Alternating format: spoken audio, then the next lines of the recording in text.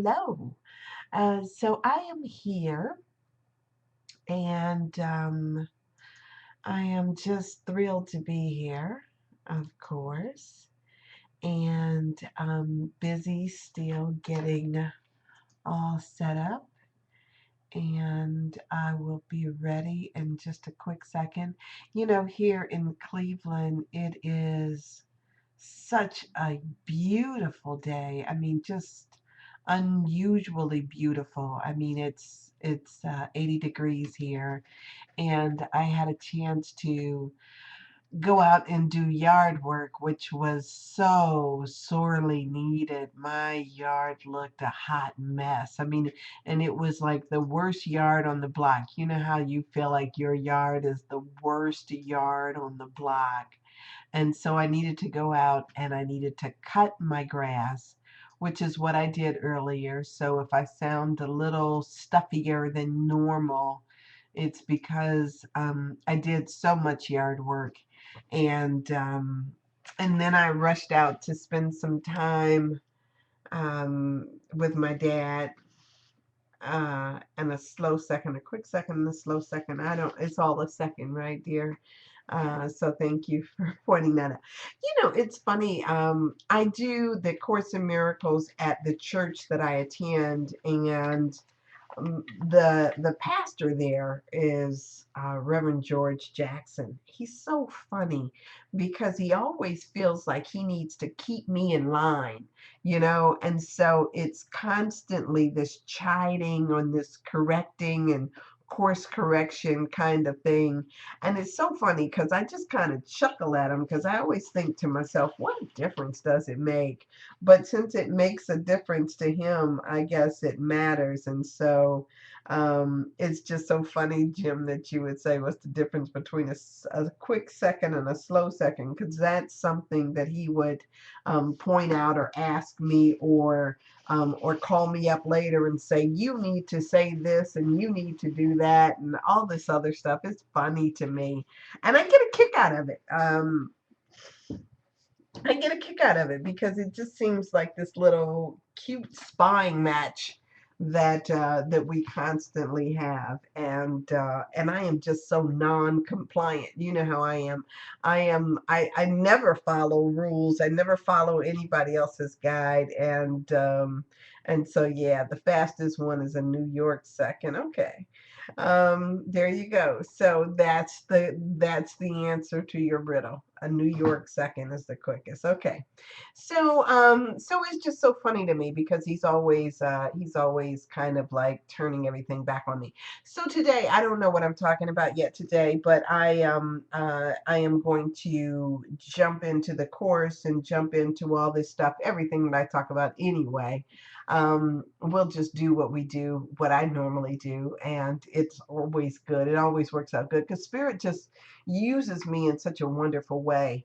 Um, that was another debate that we had, whether or not spirit uses me and whether or not we need spirit when we have God and a direct connect on God and all this other stuff. I mean, it's endless. The conversation is endless in my class, and I love it that way. I love having people come in and feeling like they can ask questions and open up something that they've been having issues with, whatever it is. And so it's hilarious. It's hilarious.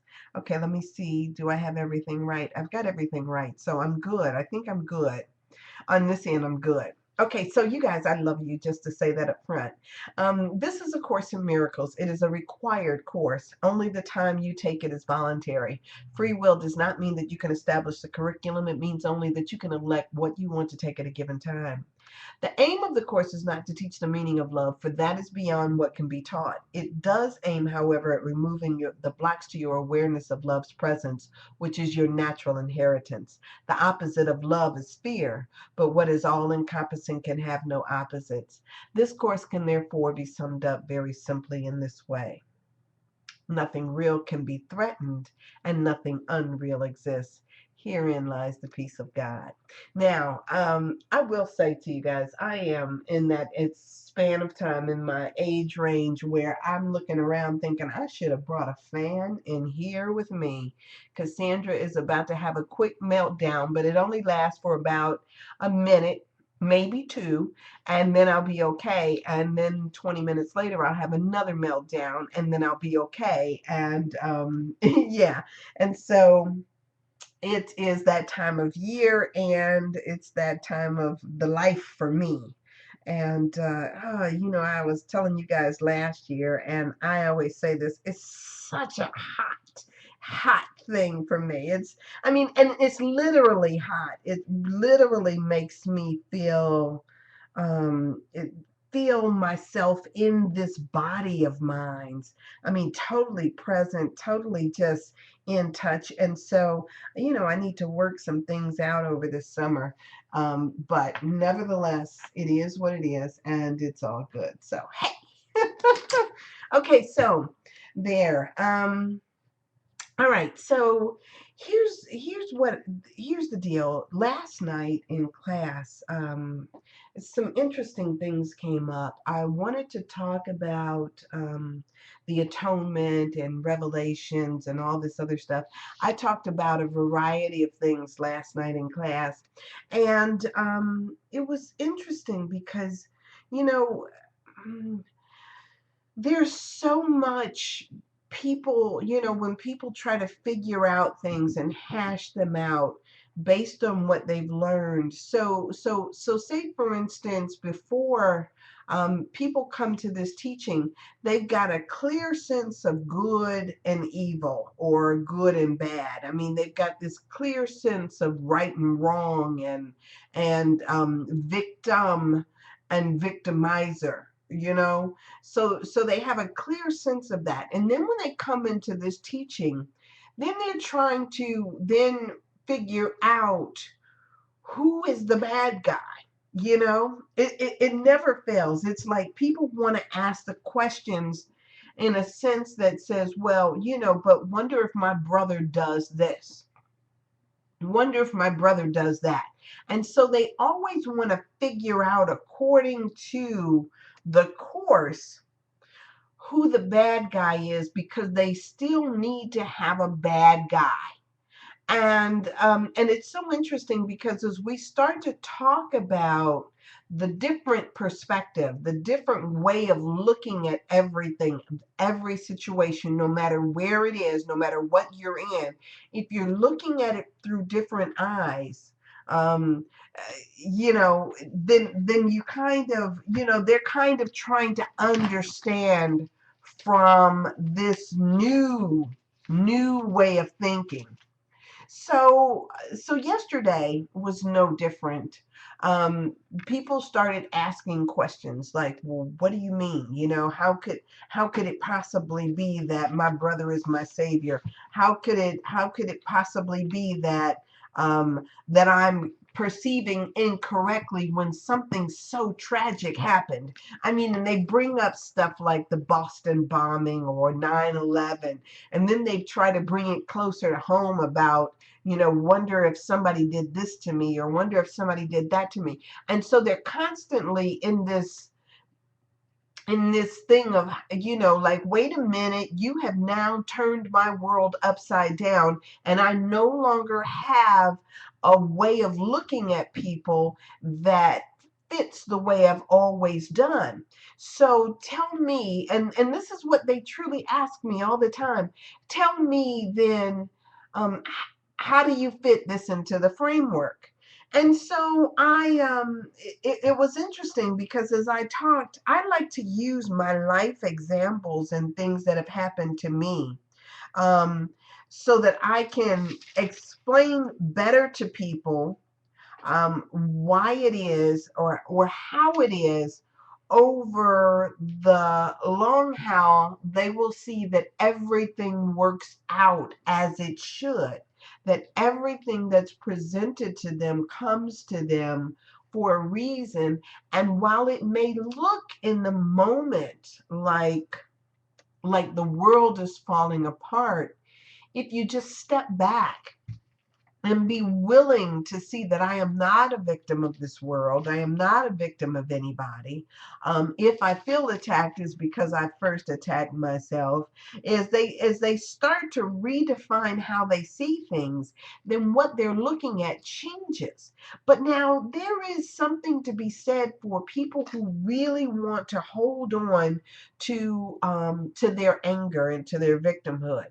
It was so cute because this one girl, as I gave my example, this one girl, she got so visibly upset and shaken. It was as if, I saw in my mind the scene from The Matrix. And you guys will remember it if you watch The Matrix as the scene where Neo, when they first came out of the construct, when they first started training him, and he first came out and he started saying, no, no, I can't believe it. I won't believe it. No, and he's backing up. And then all of a sudden they said, watch out, he's going to puke. And so, of course, he did. Um, it's kind of like one of those moments, like, you know what? I've got people who have victimized me. I'm holding on to it, and I'm not letting it go. And I'm angry, and you can't say that this is going to work out because I want to be angry. They were invested. She was totally invested in her, yes, victimhood. She was totally invested in that. And the idea that I could like interject something else in there, some place in there that maybe possibly she needed to forgive, or maybe she wasn't a victim of the world she saw, or whatever it was. She was just like so angry, like, how dare you insinuate that something other than how I see it could possibly be.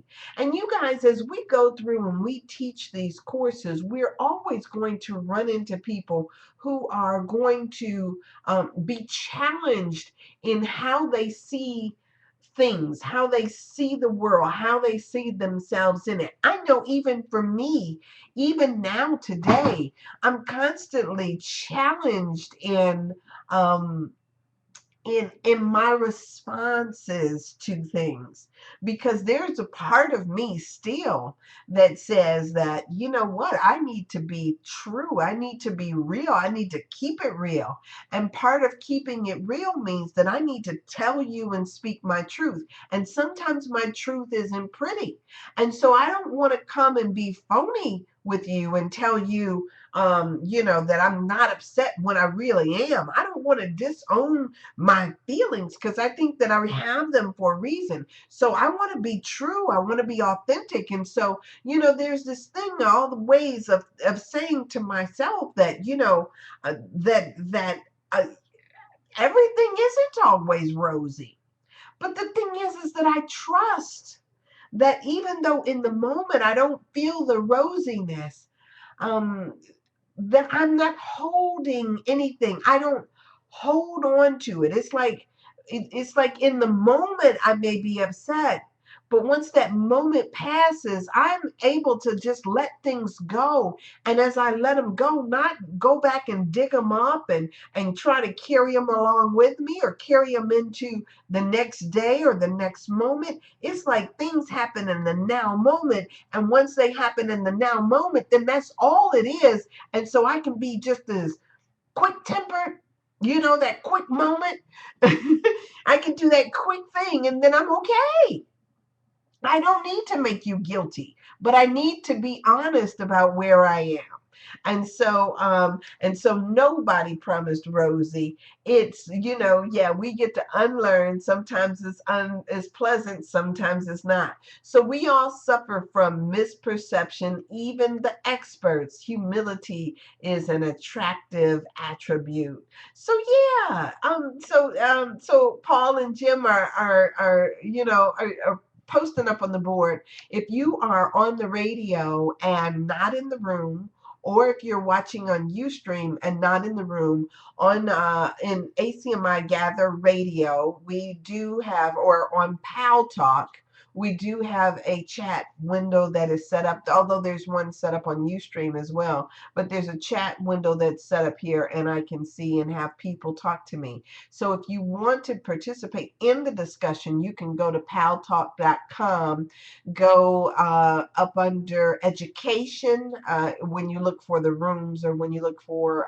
to gather the room or find the room, you can look for education, and up under education it's an other, and it'll say ACMI Gather, or you can just send a friend request to Sandra Bishop, which is the ID I'm using now on ACMI or Pal Talk. So there. So sometimes we think we have the right to be egos. I have the right to be upset if I want to. I have the right to be wrong-minded. And you do. I do. I have the right. As a matter of fact, you know, that's one of the things that that I love about the Course, is that the Course like gives us the freedom to be our truth. Yeah, it's guiding us to say that, you know, our brother is our savior, and as I see guilt in him, I'll see it also in myself, and I can't escape what I project. It tells me all of that, but there is no imperative that says that I've got to show up and be phony. So I'm being who I am. I'm being who I am in the moment. And part of all of this stuff is just kind of learning how to be free to be you, but understand that the entire kingdom, the entire sonship needs us to get it right. And so, and until you do, it says they'll wait on us. It'll wait until we finally come to that awareness. And so I love it. So freedom has no caveats. Otherwise, we wouldn't be free. There you go. So, so yesterday she was so upset, and so as I looked at her, I'm thinking, like God probably does. God probably looks at us when, you know, when we're confronted with something and says, "Ooh, goody," you know, like this is a juicy little nugget for Sandra to get into, you know, like to see her way out of. God is probably thinking like, "Ooh, now we gonna get in some real growth, because if she's uncomfortable, you know, it means that she's definitely got to, or has to do something in order to get back to her state of peace."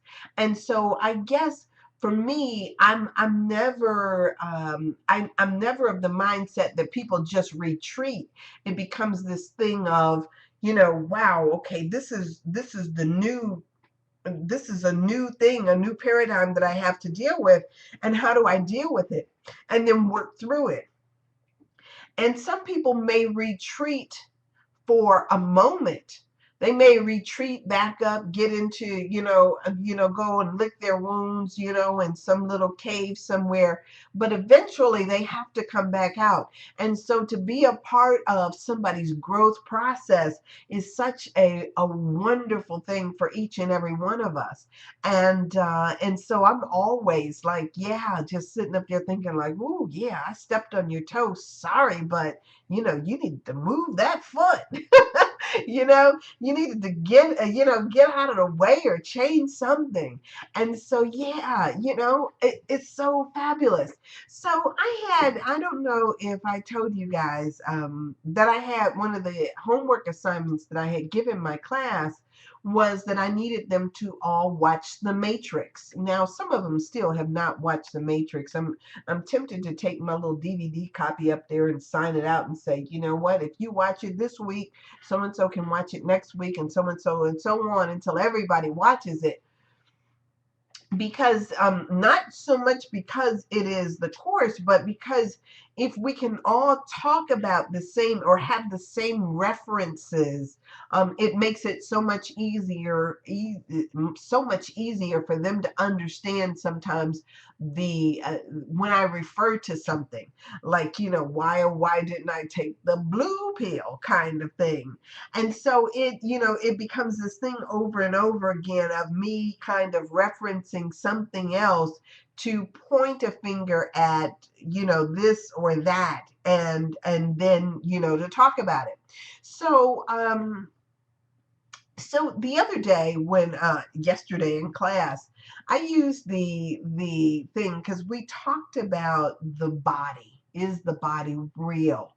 And remember from the introduction that I always quote at the beginning of every time I give a talk, nothing real can be threatened and nothing unreal exists. Herein lies the peace of God. So in the Matrix, there is this line where um, Morpheus asks Neo, he says, what is real? How do you define real?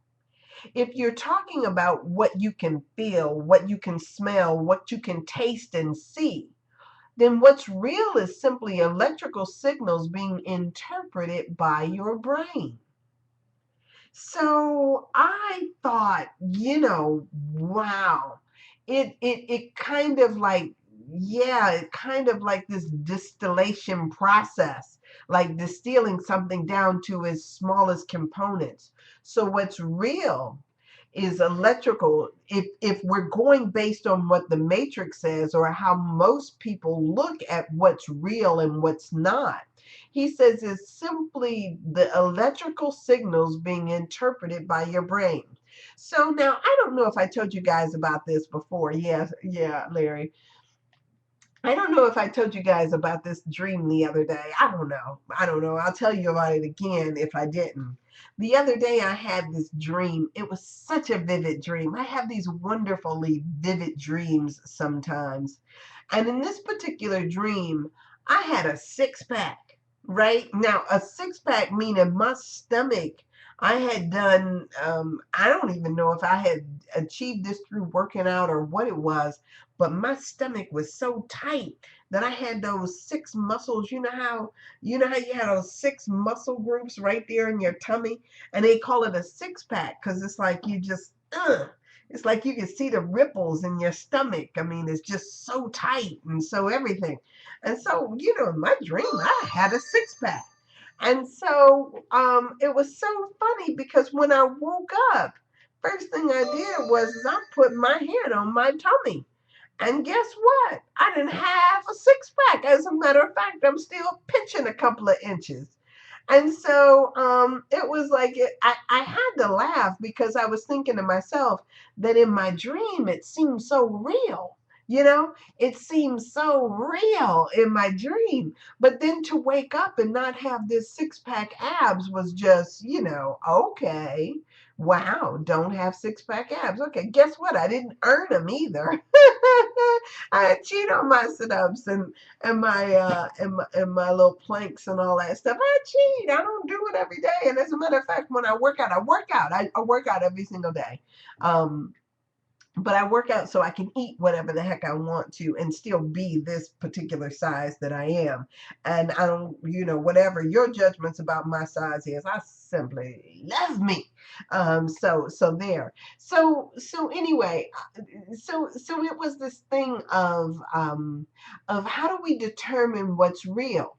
So, I'm sitting there and I'm thinking to myself that, like Rene Descartes in his book, the First Philosophy of the Meditations on the First Philosophy, one of the things that he said was he was like everything changes, life changes, our bodies change, everything goes through these changes, and so how do I know what is real and what is not?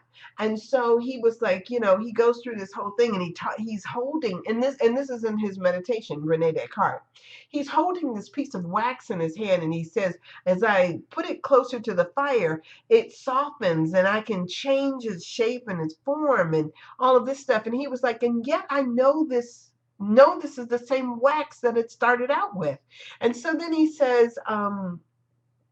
goes through and he says, and my dreams seem so real and so vivid. As a matter of fact, I have a hard time distinguishing, while I'm sleeping, whether I'm really awake, and when I'm awake, whether or not I'm dreaming. And so he goes through all this stuff. And then he says, he gets to the point at some place he says, cogito ergo sum. I think, therefore I am. And he came to this realization that he was merely his consciousness, or his the truth about him was that he was this consciousness, and that he knew himself through this consciousness, this ongoing consciousness that he had. And so when we talk about what's real, is it the electrical signals that are interpreted by our brain? And then what's our brain? What is mind? You know? And so if I'm saying nothing real can be threatened and nothing unreal exists, then what's real is, because you know this this consciousness, this mind in which we exist in, that we know is real. So let me read Jim's comment here before I keep going. It is but pride that argues that you have into a world quite separate from yourself. It is but pride that argues you have into a world quite separate from yourself, impervious to what you think it is. There is no world.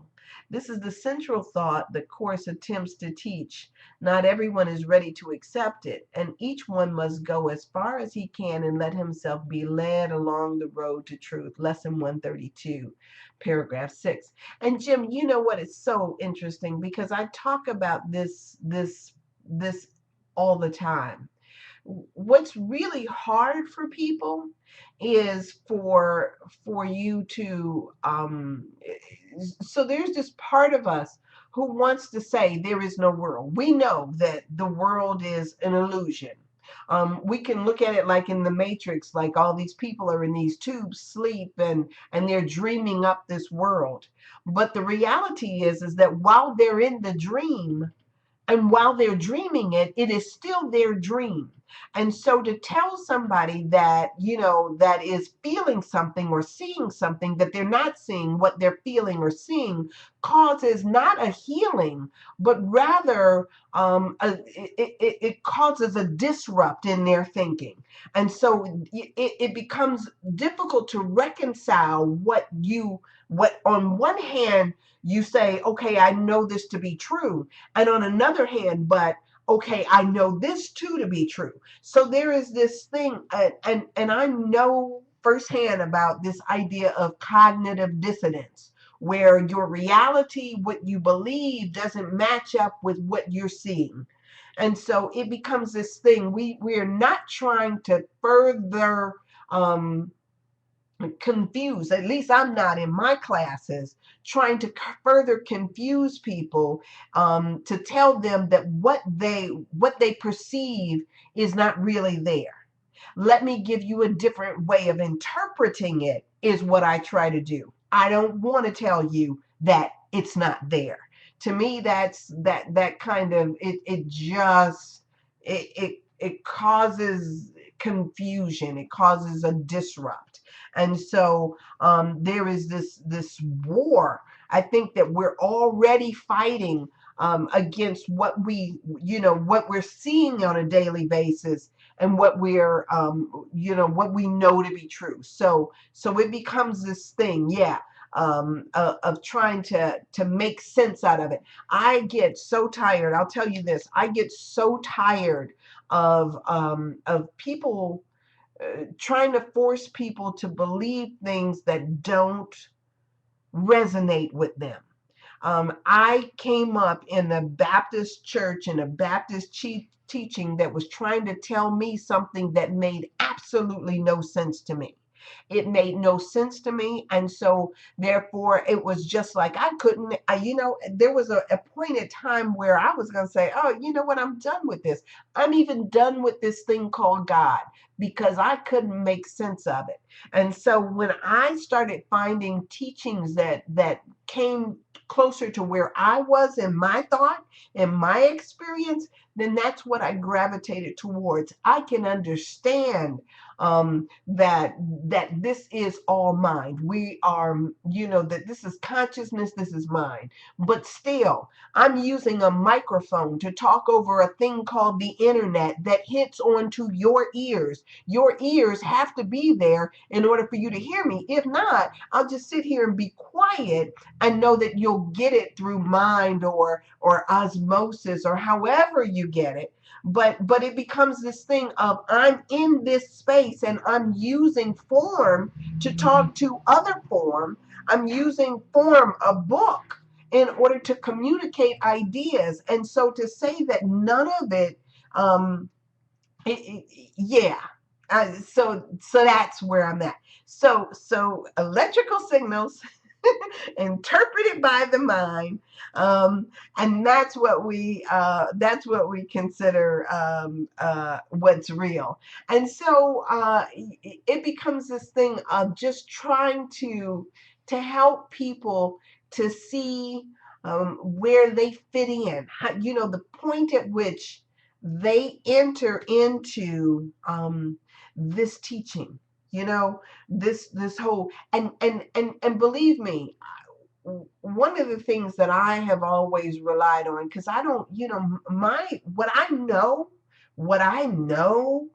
truly know deep down doesn't come from a book.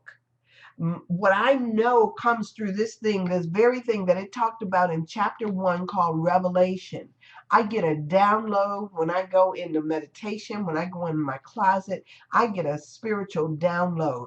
If I was only relying on somebody else to tell me or a book to tell me, then I wouldn't really even have this. And so I'm always telling people, pointing them back to themselves for them to figure out and find out if it's true.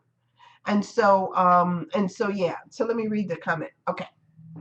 Ooh, good topic. Okay, Larry. A monk dreamed he was a caterpillar and then turned into a butterfly and then wondered if he was a butterfly dreaming he was a monk. Okay. Okay. But all of those are form. All of it is form. It's not, we haven't escaped, the dream is still dreaming of form. So separation, exactly. Let my brother be. Yeah. We don't teach anyone else anything. We teach ourselves by being what we believe we are. And still we're on a computer, on the internet, and we're talking to one another, my love. Yeah. Do not make love an enemy. And you know what? And so it's funny because I'm singing God's love to you now. Bless your heart, baby.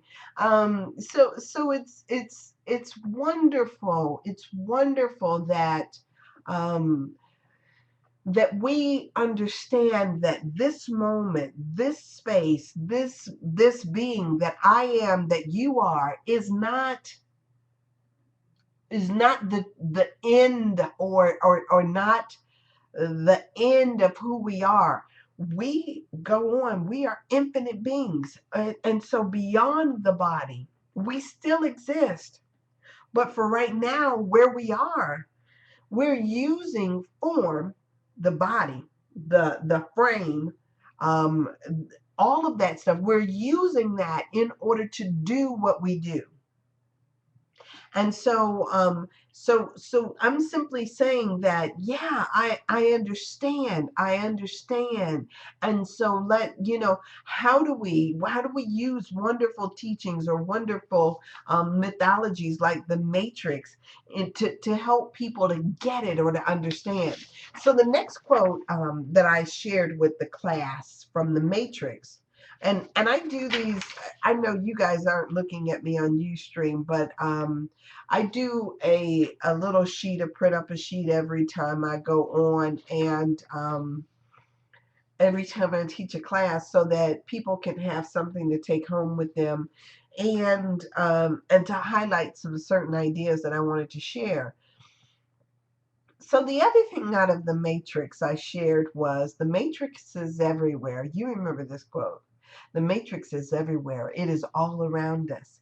Even now in this very room, you can see it when you look out the window or when you turn on your television. You can feel it when you go to work, when you go to church, when you pay your taxes.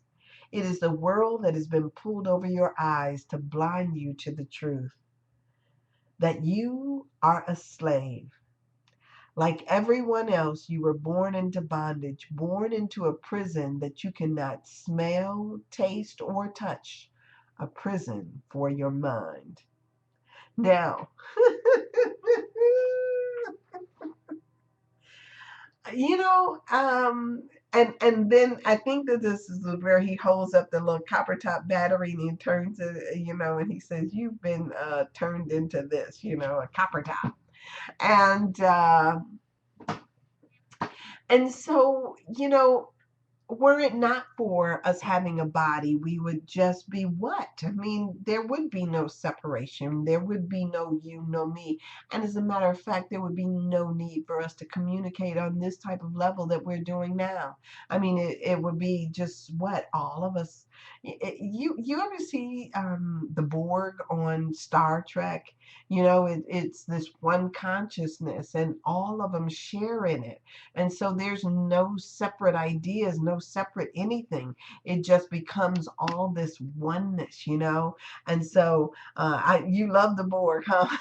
I mean, the Borg was off the chain, and they assimilated people and they adapted to situations so quickly and effortlessly. And then they would say, resistance is futile. You will be assimilated. And so yes, everybody was terrified of the Borg because they were that one. They were all in that one collective. And and I remember when Seven of Nine got separated out of it. So it becomes this. You, but the other part of it is that we get to experience on this level this thing of our separateness. And so that is not to say that being separate is better than being united. But if I had to, but there is something about the artistry of being Sandra.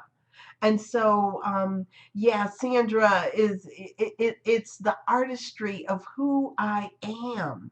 And so, yeah, I get to just be that and be here on this level and experience it, not begrudging what is to come, not running away or acting like I'm sliding down a slippery slope going, "Oh no." I'm cool with it when it's time for me to step back into this oneness.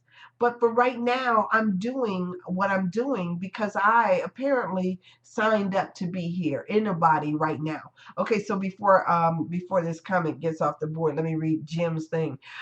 We hear an idea, we consider the ideas, argue them, try them on for size. Truth is waiting patiently while we play with ideas, no matter what we say. Oh, shucks, it went off the thing anyway. Wait a minute, I'm coming, y'all. No matter what we say, we are seeking peace, and it's inevitable that we find what we seek. And then Lori says, yes, I love the Borg. Everyone is terrified of them. They are one. Thank you, Sam. Oh, thank you, Lori. I resonate with what you're saying. Everything. Bless your heart, babe. That's how I was with you the other day. I never got assimilated because I resisted that funny eye look. What? Okay. Ego is terrified of being assimilated. And you're terrified of it. Okay. Okay. And you know what? And it's so funny because while I'm on this level, I'm like from again from the Matrix. I'm like what is that guy's name? Uh Whatever his name was, Judas in there. He played Judas's role. um I can't even think of it right now. But he was like, I know this steak is not real. I know it's not real, but while I'm eating it, it's like it's juicy and it's wonderful and it's tasty. And so I'm like this peach. I'm trying to suck every bit of goodness out of it while I can, while I'm here and while I'm doing what I'm doing. without resisting, without saying that one is better than the other, none of that stuff. And all I'm going to do is I go out and I talk to people is encourage them to see us, to see the oneness, to see the love, to know that they are loved. And in doing that, then, they become my savior, I'm theirs, all of that good stuff, and it's all good. Okay, so I just got up because I wanted to tell you how much. Okay, bless your heart, bless your heart. But I wanted, yeah, laugh out loud at Jim. What does assimilated mean? Assimilated means to make the same, all the same, to sameness, all the same. Yeah. So when the Borg used to say that they would be assimilated, you were going to turn into one of them. I think about the Borg thing a lot, believe it or not. Okay, Lori, I do. Assimilated. Incoming one with, okay. They did study of what was the most terrifying force on Star Trek, and the answer was the Borg. Yeah, not even the Klingons, it was the Borg. Yes, because yeah, they wanted to assimilate you and make you one. And I don't know, I don't know if other people feel like they're part of the Borg collective or not. But yeah, the Borg was on there. It was absolutely terrifying, and to lose that sense of separateness and that sense of hearing the voices of everybody else around them. So that in itself is a whole study, because when Captain Janeway, I think it became on her episode, when she separated out Seven of Nine from that thing, Seven of Nine had a real problem with identifying herself as an individual. She didn't want to be an individual. She wanted to hear the voices. And then there's this uncertainty when you can't hear the voices of others speaking in your head and telling you what to do. She was terrified of being on her own. And so she had to go, look, she had to go into her regeneration chamber often, because it was just so hard being a separate individual and being one. Okay, so that makes sense. The ego is terrified of sharing minds and thoughts, and it makes it the worst enemy ever. Yeah, because the ego is terrified of oneness. It wants to retain its specialness. But you know what? It says right up in the front of the book, because we're all special. Darn it, we're all special. And so, yeah, all of us are. Resistance is futile. Yes. And you know what I say that, and Jim, that's one of my favorite things to say to a guy. Resistance is futile. So whatever. Yeah. So right. You said lose the sense of separateness. Okay, I don't want to be an individual. I may be terrified of being separate. Yeah, okay. So yeah, so it becomes this whole thing and see, that's just what I mean about understanding the symbols. Like once we all understand the symbols, we have a symbolic language that's the same. If we can relate, simply by talking about something like the Borg, and all of us kind of cue in onto the collective of the Borg and that shared consciousness, it makes part of the job as teachers so much easier, because now we get to be on the same page and talk about it from a different perspective.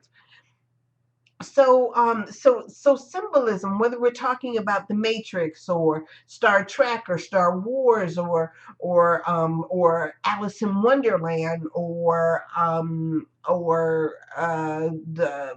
the Wizard of Oz, or any story, it becomes the collective symbolism that's shared across the board, that all of us can look at and see and get a different or a deeper understanding.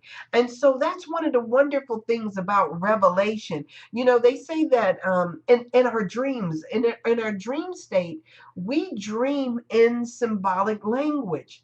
And so when something comes up in a dream, it may mean something totally different than what's apparent in our dream.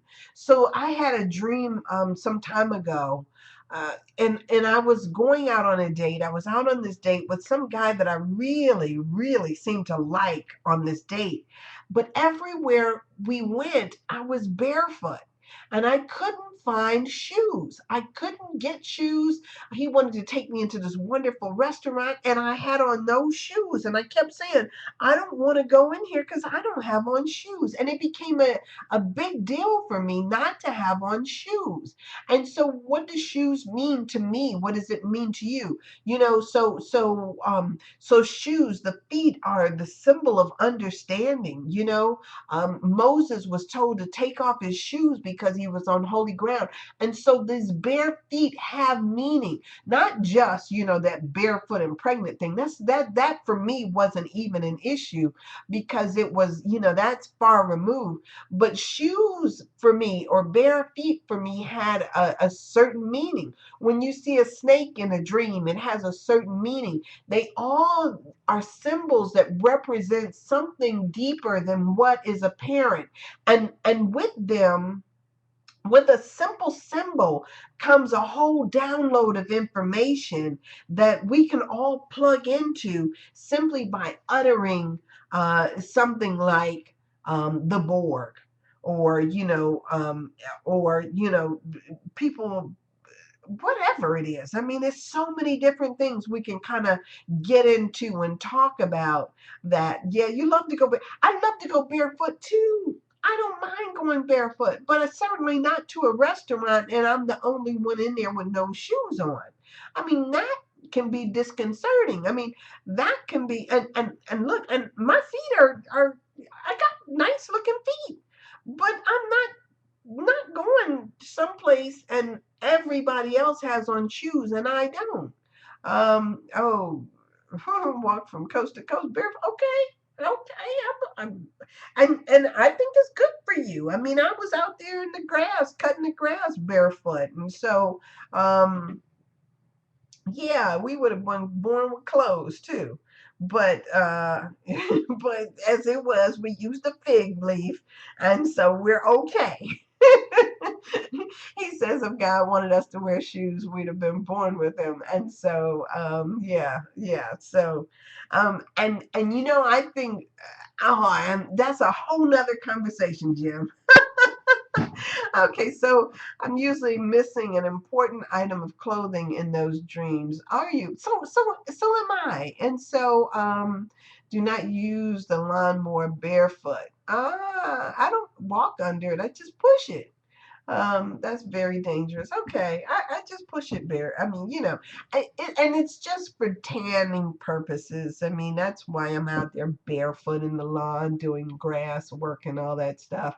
Because I'm also using that as a double thing where I can work on my tan, my golden glow, and cut grass at the same time. And so I don't have to worry about those little marks from my tennis shoes or whatever I'm choosing to cut grass in. I wear a lot of sandals. I'm always wearing sandals. So I just want to just be tanning. That's that's my thing. Um so all of this, as I was talking about it, it's like all of this is about, us getting to a place of understanding within ourselves. And how do we then, once we're in that place of understanding within ourselves, how do we then communicate that to people who are interested in hearing what we have to say and what says the course and all of that. And so I realize that I bring in, they always say that we find our perfect teachers presented to us whenever we're ready. And so I'm always trying to bring in my authentic self. My authentic self means that just as I am, I'm not trying to put on any airs. I'm having no private thoughts. I'm not trying to people please. I'm just trying to bring in the self that I am into every situation and be true to that. And if I can't do that, then I think I'm doing you and everybody else a disservice.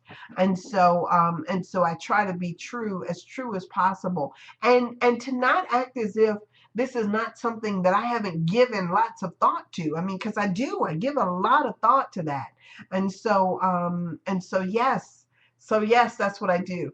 So yeah, Regis, we do use symbols they can relate to, and so whether or not it is, and I will say that for us, people of I don't want to say our age range because I'm probably older than you, Regis. But for people of certain age ranges, we have a collective system of myths that we refer to. Some of these transcend age groups. I mean, just this year, I don't know. Yeah, Lori, I'm not 59 yet, but some of them transcend. So just this year at Easter, I watched the Ten Commandments with what's that man's name? From My Cold Dead Hands, man. I watched his Ten Commandments, but I realized Charlton Heston, yes. But I realized that the kids of today are growing up with a whole different set of stuff. They would have seen, was it Mel Gibson's Jesus movie? Um, I didn't watch it, so I think it was Mel Gibson who did that Jesus movie. Um, or they might have seen the Bible series, or they might see some other. Yeah, man, was it brutal? And so yeah, I didn't watch it, so I don't know. But psychiatrists often suggests that dreaming nakedness usually is a fear of allowing others to see the real you. And you know what, yeah, that's what they might say, but you know what, coming from a girl that likes to get naked, that wouldn't be my take on it. So yeah, I don't mind. I'm like one of those people. Oh, did you say bear as you dare? Come on. So anyway, um so so I understand that kids would have a certain myths that they would experience or that they would see that would be different from the ones that we are accustomed to. So you might be fully aware of Chitty Chitty Bang Bang, and but kids of today might be aware of The Lion King, where the Passion of Christ. Thank you, Larry. And so yeah, she's a Genesis girl, naked and unashamed. There you go. Now that's me. So, um, so yeah, it becomes this thing of trying to have a conversation in which everybody can come into the conversation and understand the symbols, because a lot of times symbols um transcend the symbols within the stories, transcend our particular age groups. And so what you may see in one story will still be the same truth in another story. However, I don't think I saw, and I watched The Matrix over 100 times. I don't know that I saw any trees in The Matrix, but you know that the trees are powerfully symbolic throughout the Bible and throughout all of these different teachings. What a tree, a wood, all of that stuff. The other quote that I used, and I'll, because I know I'm getting short on time. The kingdom of heaven. This is another quote that came from my page, and it's outside of the course, because I've got several quotes from the course and a couple of paragraphs and all that other stuff, because I've got all this stuff on my little cheat sheet here. But the quote that I used on this particular day was, "The kingdom of God is inside you and all around you. You not in mansions of wood and stone. Split a piece of wood and I am there. Lift up a stone and you will find me there." It's the same quote that came out of the Stigmata, that movie. Um, but it's really out of the Gnostic text that they took that quote. And so it becomes this thing of talking about the allness of God. And so whether or not we're talking about a piece of wood and what that is, you mean share sheet? Yeah, nobody's cheating. Yeah. So um whatever the thing is, it's like we can all get on the same page and talk about something from a collective experience. And so that was why I encourage people to watch The Matrix, so that they can begin to walk that particular path. I'm sure that there are other movies, other things that are just as relevant, whether it's Star Trek, Star Wars, and any number of other stories that we can plug into that tell us the same thing about the transcendent nature of who we are and what we're doing here and how we see the world. And so I just happen to use that because that is very familiar to me, but it doesn't mean that any of them, all of them, aren't just as relevant and as good. And so, and if I thought some of the folks were Trekkies, I would use the Borg and talk about it from that perspective, and the Prime Directive, and all of that other good stuff, because it's all good, it's all juicy, and it's all just wonderfully God. So, so let me look down at my book and read one quote out of here before I go, and then I can let you guys go. And so, I actually, usually I just do this and I open up the book and just wherever I open it up and look, I'll do share. So let me do that. Okay, so here we are. Okay, so much of the egos, and so I flipped into chapter 13, the guiltless world.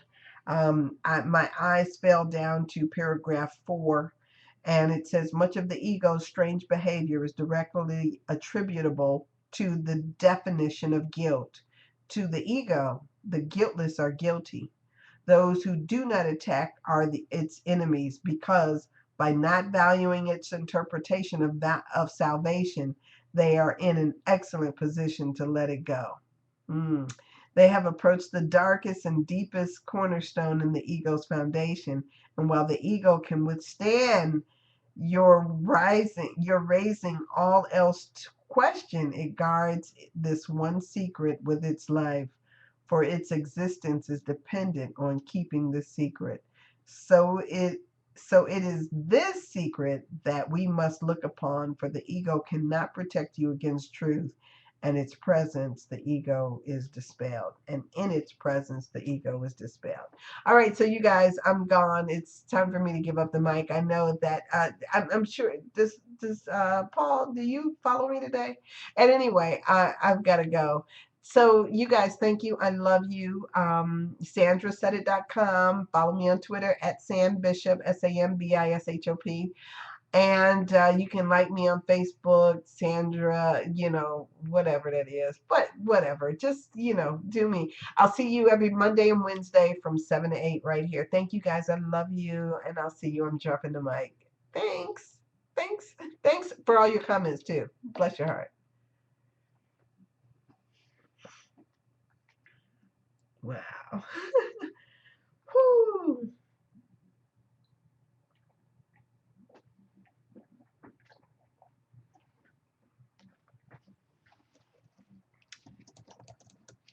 Oh, come on.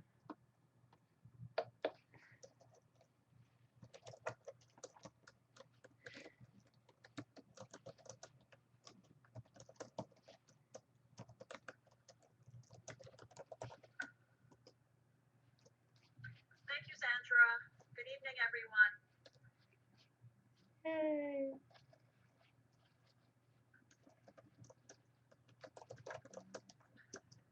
Give me a moment to just settle in here.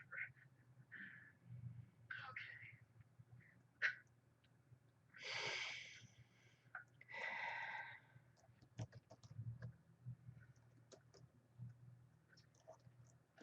So, let's see. Where are we going today? Yesterday,